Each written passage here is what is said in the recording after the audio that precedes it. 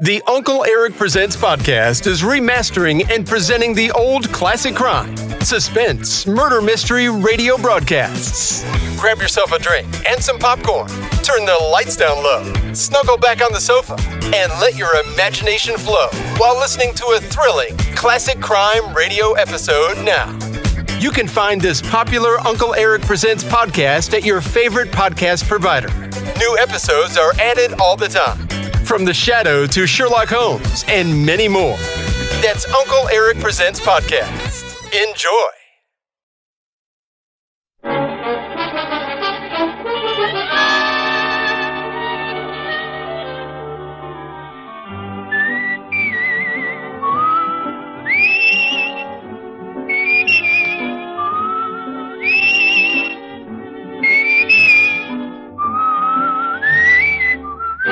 Here's Dick Powell as Richard Diamond, private detective.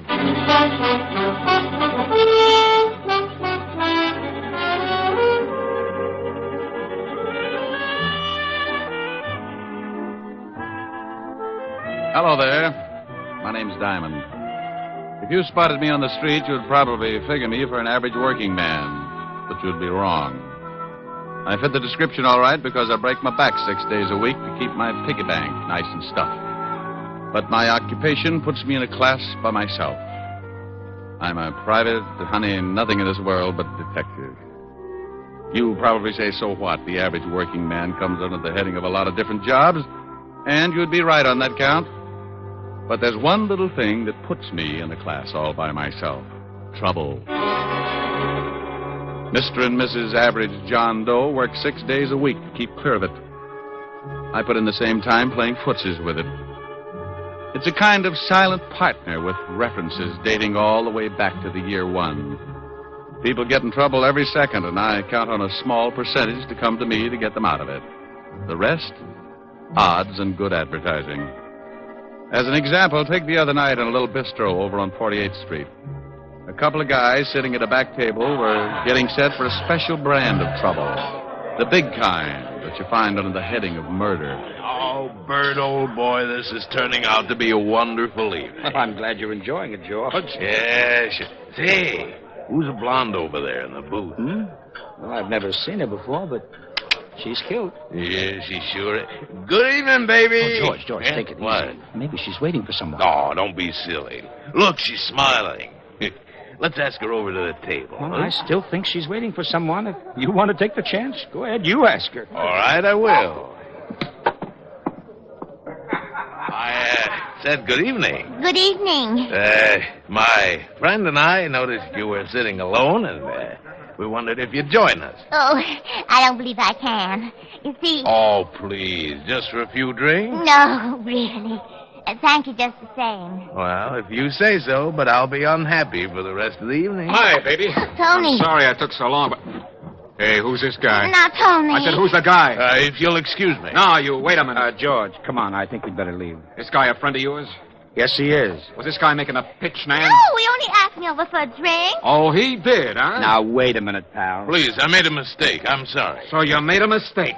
Well, I don't like jokers that try and pick up my girl. Hey, wait a minute. You didn't have to slug him. Maybe you'd like to do something about it. Maybe I would. Loud enough.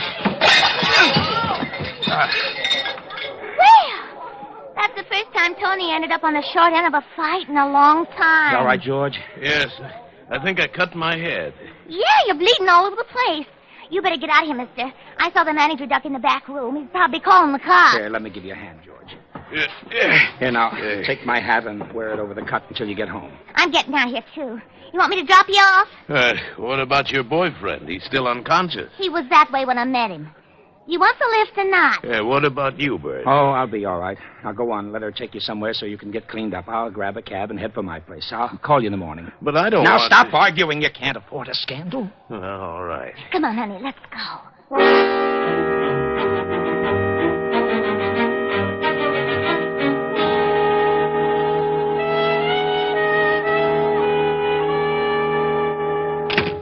Well, this very nice apartment. You better go get cleaned up. Back to that room. I'll get a couple of drinks. I can sure use a drink. I won't be long. Take your time. Yes. Tell me get out of here. Where is that Go guy? on, get out of here. Why, you cheap little... I'll beat it out of you. Let go of me. Take your hands off me. You take your hands off her. Help. I'll kill the both of you. Help. There's a gun in the desk. A gun? All right. I'll wring your little neck. Oh! You shot him. I did? You better get out of here. Yeah, but what about you? Go on, get out while you can. I'll think of something. Yes. Leave the gun. I'll throw it in the river or something. Huh? Oh, all right. Now go on, beat it. You just killed a man.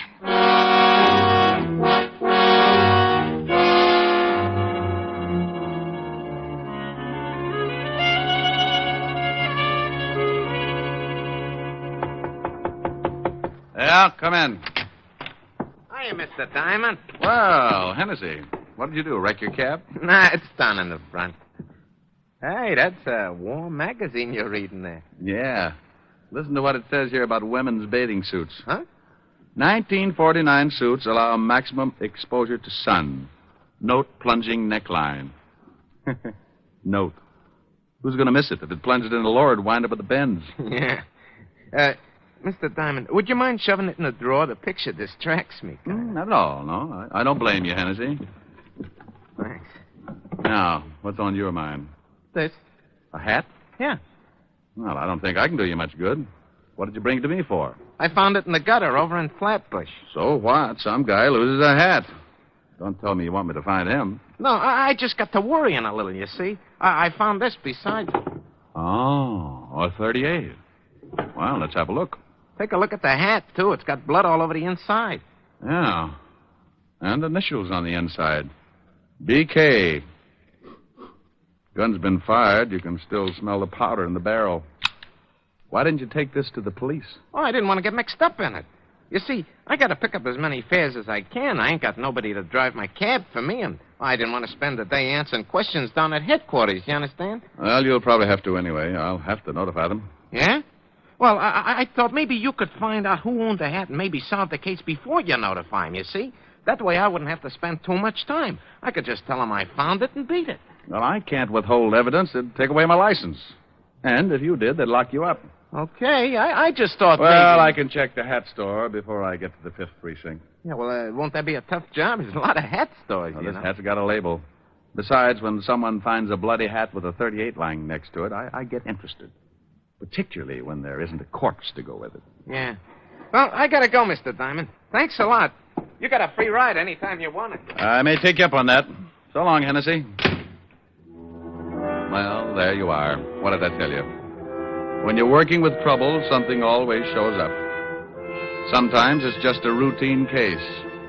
A guy knocks off his wife and he comes to you because he suddenly found out that he had that lonely feeling. Or maybe you get a real screwy one. A taxidermist that got tired of stuffing animals and went to work on a neighbor. Or then you get one that gives you the same feeling you get when you pick up a poker hand and the first 4 cards you look at are all spades. Well, I was holding 2 cards.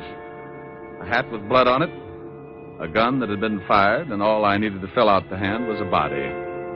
By all rights, I should have taken the evidence right down to my friend, Lieutenant Levinson, at homicide. But I didn't have anything to do, so I decided to see what kind of pieces I could fit into the puzzle. The label in the hat was from a store on 5th Avenue. It wasn't far from my office, so I walked it.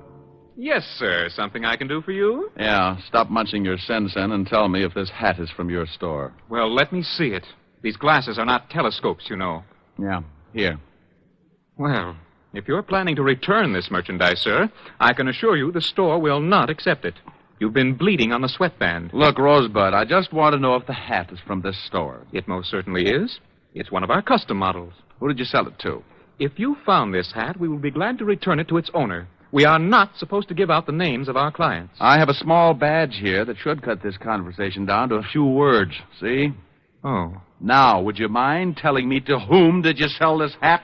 Well, just because you're a detective, I am not impressed. However, under the circumstances, I'll give you the buyer's name. You're a real sport.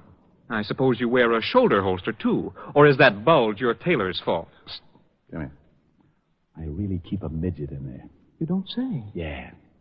He spits through the lapel at stupid hat clerks. Oh, really? Now, come on, Bright Eyes. Who bought the hat? Well, if you'll just hold your horses. That's the new line, if I ever heard one. Come on, Bubbles. Yeah. Here it is. This hat was sold to a Mr. Bertram Kalmus. We make all his hats for him. Well, bully for you. What's his address? 430 Sutton Place. Now, will that be all, sir? Yes, that will be all, and thank you. You've been a brick through the whole ugly mess. I left him watering his gardenia and headed for the residence of one Mr. Bertram Kalmus. The apartment house was about 10 blocks away, and with the money I had in my pocket, all taxicabs started looking like iron claws with 4 wheels. I walked. Yes? How do you mean that? Yes, I don't want any. Oh, and I've got a pretty good sales stock. I never buy anything unless I have a demonstration. My middle name is Semper Paratus. Like the Coast Guard, I'm always prepared. I suppose I could top that, but I'm getting tired of trying to close the door on your foot. What is it you want? I hate to admit it, but I'm looking for Bertram Kalmus. My husband. Good for him. Is he in? No, but he will be any minute. And for the boss. This hat, I believe, is his. What blonde's apartment did it turn up in? It was found in a gutter in Flatbush. Well, Flatbush is a little out of his territory, but the gutter sounds familiar. What's that stain all over it? Blood. Does your husband bleed a lot? Not recently. We've been getting along. Are you from the police? I'm a detective. Oh. Come in. I'd hate to be selling brushes. I'd have slammed the door on your face. Oh, well, then I made an impression. Perhaps. Let's just say you're waiting for a sacrifice to move you to second base.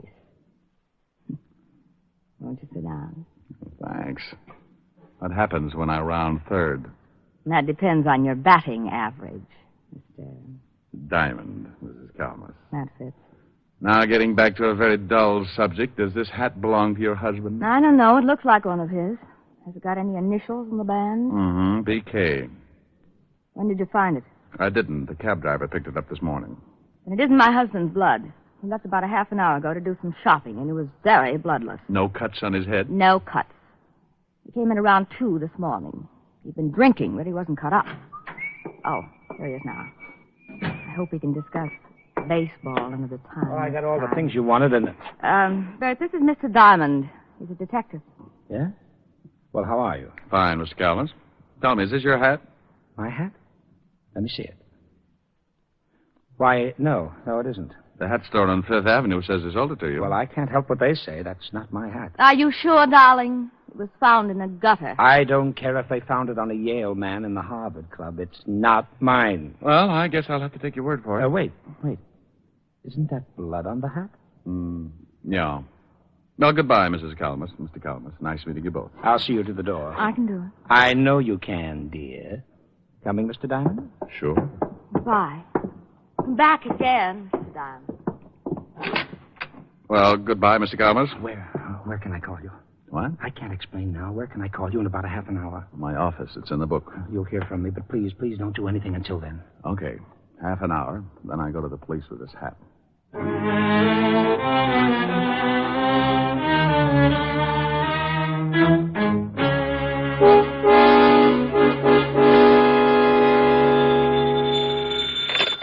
Wuss. Mr. Diamond, this is Bert Kalmus. Yeah? Yes, I couldn't say anything to you in front of my wife. That is my hat. Oh, I thought so. Why did you deny it? Well, I was out with a pal last night. There was a fight over a girl. I didn't want to mention it in front of my wife. Oh, how did the blood get on the hat? My friend got hit on the head, and I loaned him my hat to cover up the wound. What was it doing in a gutter in Flatbush? I really don't know. My friend left with the girl, and I went right home. Well, who is this friend of yours? I think something may have happened to him. Well, I called him this morning, and he seemed very nervous about something, and he asked me to come over. I'm in the lobby of his hotel right now. He's probably just worried about the girl he picked up. As long as the blood on the hat was from a cut on his head, I don't think there's too much to worry about. No, Mr. Diamond, I think it's more than that. He's my employer, and I know him pretty well. I do wish you'd come over. Well, all right, Mr. Kalmus. What's the address? The Whitsett Hotel on East 54th Street. I'll meet you in the lobby.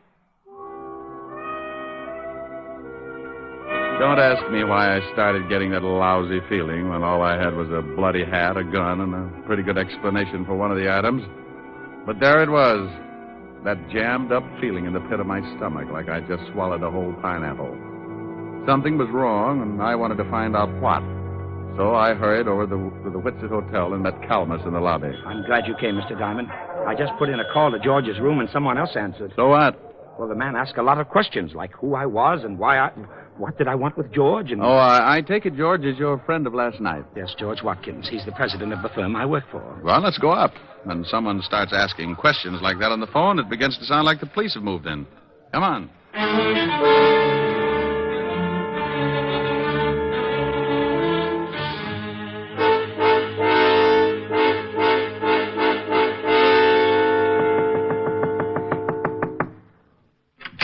Yeah? Oh, hello, Walt. Rick, what are you doing here? Fair question. I'll answer yours if you'll do the same for me. I came up to see a Mr. George Watkins. So did I. Well, what's the matter? Is George in some kind of trouble? Who's this guy? Oh, he's a friend of Watkins, works for him. Oh, yeah? Well, come on in. George. George, what's going on here? You better let the lieutenant tell you, Bert. I can't think anymore. What's the charge, Walt? Murder. Murder? We got a call from a girl last night who said a man named George Watkins killed someone in her apartment. When we got over there, we found the girl dead, too. Oh, well, you must have the wrong man, Inspector George. Lieutenant. And I'm sure you think George wouldn't, but he just confessed. George? Yes, Bert, I killed the man. But I didn't kill her. The man came in and tried to strangle her. She told me to get the gun in the drawer, and when the man wouldn't let her go, I shot him. That isn't what the girl told us. She said she took this guy home after he'd been in a fight, and when they got to her apartment, he made a pass just as her boyfriend came in. Then Watkins shot him and ran out. We figured he got excited, and when he had time to think about it, he went back and killed the only other witness. I didn't kill the girl. I never went back there at all. I came straight here. Walt, Mr. Kalmus here was with him up until the time he left with the girl. Is that right, Mr. Kalmus? Why, yes, sir. Now, there was a previous fight, and Watkins got that cut on his head. Mr. Kalmus loaned him his hat to cover the wound. That's right, sir. And, by the way, Walt, what caliber was the murder weapon? .38, but we haven't found the gun yet. Here, check this one with ballistics. How'd you find this? Cab driver named Hennessy brought it into me this morning. Found it lying with a hat. Did you ever see this gun before, Watkins? No, I told you I don't own a gun. Walt, what time do you figure he killed the man and the girl? The coroner fixed the time of death about 1 o'clock this morning. How long were you at this girl's apartment, Mr. Watkins? Why, about 5 minutes before her boyfriend came in. I shot him and left immediately. And you don't remember taking your hat or the gun? What are you getting at, Rick? This is an open and shut case. He admits killing one of them, but he won't admit the other killing because he knows it was premeditated. Just a hunch, Walt, just a hunch. Mr. Watkins, would you mind telling me just what happened after the girl's boyfriend started choking her? Well, I grabbed a gun out of the dresser near the kitchen and I shot him. And the girl told me to get out, that she'd take care of things, so I dropped the gun and ran. Did you hear anything else? Anything unusual?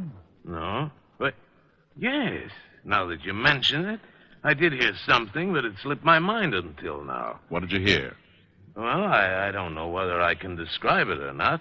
It sounded like someone had opened a bottle of flat champagne. What are you getting at, Rick? Oh, wait a minute, Walt. When did you hear this noise? Right after I shot the man. I remember wondering if someone hadn't opened a bottle in the kitchen. Is that where the noise came from? Yes, I think so. All right, if I go over and case the scene, Walt? We've done that. Yeah, but you weren't looking for something. Why don't you come with me, Mr. Kalmus? I'd like to talk with you. What's the address, Walt? 16 West 113th Street. Well, now, look, don't worry too much, George. I can handle the business, and in the meantime, I'll do everything to get you off. Thanks, Bert. Now, you wait a minute, Rick. If you think you know something... Walt. Yeah? Bye. Kalmus and I went downstairs and took a cab over to 16 West 113th Street. It was a middle-class apartment house in Flatbush, a 4-story brownstone. I let Kalmus pay the fare, and we went in. I wonder what floor it's on. Well, should tell on the mailboxes. Yeah, here it is. Nan Phillips, 206. Well, let's go up. Oh, what do you do for Mr. Watkins? I'm his vice president. That's why I took him out last night. I wanted to interest him in a new account. I just can't imagine him killing anyone, but I guess people do funny things when they lose their heads. Yeah. 206. Oh, here it is. Yeah? Hello. Oh, no. Good afternoon, Sergeant Otis. What do you want, Diamond? I want to stand out here in the hall and count the hairs in your 5 o'clock shadow. Now, let us in. The lieutenant said it was all right. Okay, comic. Mr. Kalmus, meet Sergeant Otis. How are you? Hello, Sergeant. Otis, make like a policeman and point out the circumstances in this killing, will you? Well, I don't know why I should, Shamus, but if the lieutenant sent you over, I guess I'll have to. 2 bodies was over there by the window, lying pretty close together. Uh-huh. The killer, that Watkins fellow, was standing about here in the center of the room. With his back to the kitchen door. Yeah. He shot them both from about here. Hey, what are you looking for? Oh, I like to get down on my hands and knees. It's cooler. Well, it won't do you no good to start looking for fancy clues. The guy already confessed. Well. Hey, what do you got there? Just a wad. So, you got some wadding from the murder gun. You better give it here. Sure. But hang on to it, Otis, and be sure to give it to the lieutenant. Maybe you haven't noticed, but murder guns don't throw this much wadding unless you can kill someone with a blank cartridge. What? Don't let it throw you. Mr. Kalmus, I've got some things to do. Can I drop you somewhere? Well, no, thanks. Now that Mr. Watkins can't take care of the office, I'd better go down and check over some things. But I'll keep in touch with you, Mr. Diamond. You do that. Now, wait a minute, Diamond. Oh, stop trying to figure it out, Otis. You'll snap your wig. I was getting close to something. I wanted to tie the ends together before it caught up with me. I had a big, fat hunch that Watkins had been framed good, and the more I found out, the more it looked like a killer was still loose. The whole setup had been screwy from the first. Why would a guy lose his hat and drop his gun in the same place? Or, if he threw them both away, why wouldn't he burn the hat and throw the gun in the river? Nobody's frightened enough to lay them side by side in the gutter. I learned a lot since this morning, and I was certain of one thing. The killer tried to make it look good, but he was an awful amateur. I knew something else, too. Amateurs can be awfully mean sometimes when you corner them. I put in a call to Walt and told him what I had, and then I asked him to give me half an hour and meet me at Mrs. Kalmus's flat. I grabbed another cab, and 20 minutes later, I was sitting on a long couch next to Mrs. Kalmus. It's easy to get that crowded feeling, even on a long couch. You just both sit on the same cushion. Comfy? Oh, yeah. What kind of perfume is that? My sin. Past or future tense? A rounding second. What brought you back, Mr. Diamond? Oh, I want to ask a couple of questions. Past or future tense? What time did your husband get in last night? I told you about 2 o'clock. Why? Do you know if he knows a girl named Nan Phillips? I really don't know. Oh. Well, all right. Just a few more questions, and then we'll get back to that perfume. I'll think ahead. You said you'd been getting along with your husband. Would you mind explaining that? Certainly I like nice things, and lately he's been buying them for me. Oh. What's your husband's salary? About $15,000 a year. Oh. Could he afford to buy you these things? Well, he told me he was getting a raise, and he'd gotten a big advance. What's this all about? Maybe I'd better tell you. Bert, I didn't hear you. I did. What are you doing with that gun? I'm going to use it. I found Mr. Diamond making passes at my wife, and I shot him. Are you crazy? Don't ask him that. He's allowed to start thinking about it. You can't shoot me and get away with it, Kalmus. What are you going to do with your wife? She won't back you up. No, I guess she wouldn't. All right, both of you, get up and walk downstairs to my car. Bert, what are you doing? Your husband killed 2 people last night, Mrs. Kalmus. Now he's going to try and cover because he guessed I knew how it was done. You're not going to kill me, too. Get moving. Bert, please. Go on. Better do as he says. Why did you kill anyone, Bert? He wanted to frame his boss. I'll bet when the company checks, they'll find out he's had his hand in the till. They won't find out, Mr. Diamond. With Mr. Watkins' book for murder, I'm next in line for president. I'll be able to fix the book so it will look like he took the money, too. Is that where you got the money for all those things you've been buying for me? You shot the man and the girl from the kitchen with a silencer, didn't you, Bertram? That's right. I knew you were onto something when you discovered that wad from the blank cartridge. I was onto something a long time before that. Yeah? All right. Come on. Over to that gray sedan, and remember, I've still got this gun in my pocket. You're an amateur, Bertram. Is that right? Sure. I knew you had something to do with it when we got over to the girl's apartment.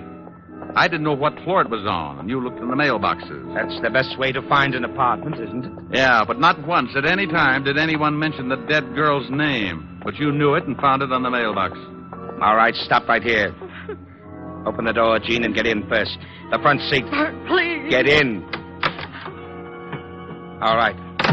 Now you, Mr. Diamond, you're going to drive. You know, I left my license in my other suit. Stop stalling. had to do something to stall for just a second because over Bertram's shoulder I spotted a prowl car sliding up to the curb, and good old Walt was climbing out.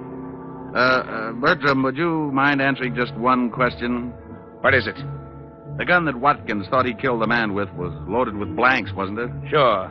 I killed the guy from the kitchen with a silencer. The whole thing was rigged, huh? The man and the girl were supposed to stage that fight, and Watkins was supposed to shoot the guy with the dummy slug. You said one question. Now get in the car. All right, Kalmus, don't move. What? Why, you... Duck, Rick! That was a close one. You're so right, Walt. Take his gun. I think you'll find it's the one that Watkins fired the blanks from. How is he? On his way. Hey, Bertram. I'll go call the wagon. Bertram, Yes. you want to tie the ends together? I paid the girl and the man to stage the fight. I told them I wanted to frame George and blackmail him. So you framed him with a double murder instead. Why? I've been stealing money from the company. How'd you know it was me? Well, knowing the girl's name, for one thing, and your wife told me you'd gotten in about 2. You told me over the phone you went straight home after the fight in the cafe. The killing took place about 1. Watkins said he'd been at the girl's for 5 minutes. About 15 to get to her place, so that meant you all left the cafe around 12:30. It doesn't take an hour and a half to get... Hey, Bertram. Simon, Huh? I don't think Bert can hear you. Yeah. Well, it was a pretty dull story anyway.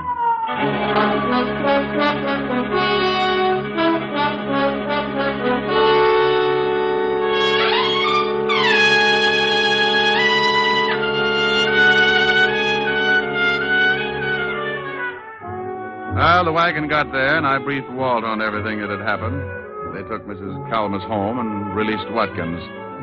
It was a stinking hot afternoon, and I needed something cool to bring me down to normal, so I headed for 975 Park Avenue. A tall lemonade with a mind of its own, and a curvaceous redhead with the same gimmick. Yes? Oh, good afternoon, Mr. Diamond. Afternoon, Francis. Miss Asherin? Yes, sir. She's in the study, reading. Thanks, Francis. Oh, how about something cool? Yes, sir. Right away, sir. Hi. Hi. Wow, you look cool enough.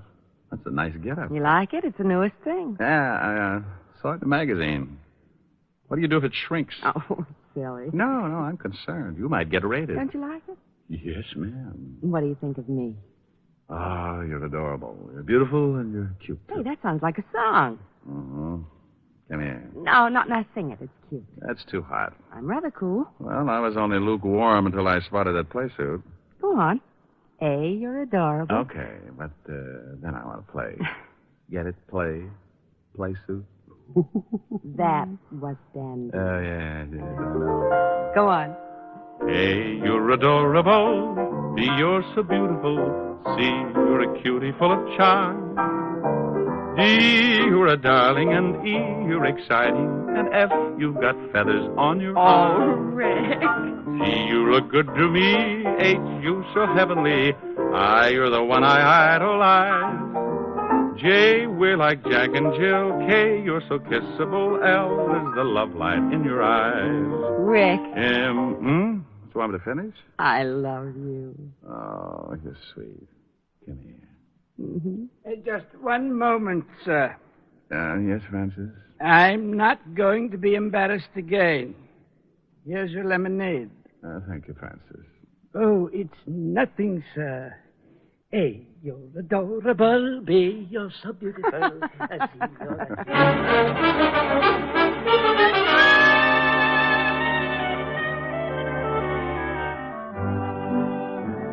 You have just heard Richard Diamond, Private Detective, starring Dick Powell.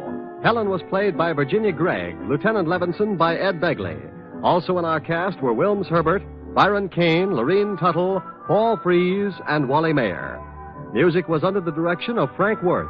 Richard Diamond is written by Blake Edwards and directed by William P. Rousseau. Now, this is Eddie King inviting you to be with us again at the same time next week when we will again bring you Dick Powell as Richard Diamond, Private Detective.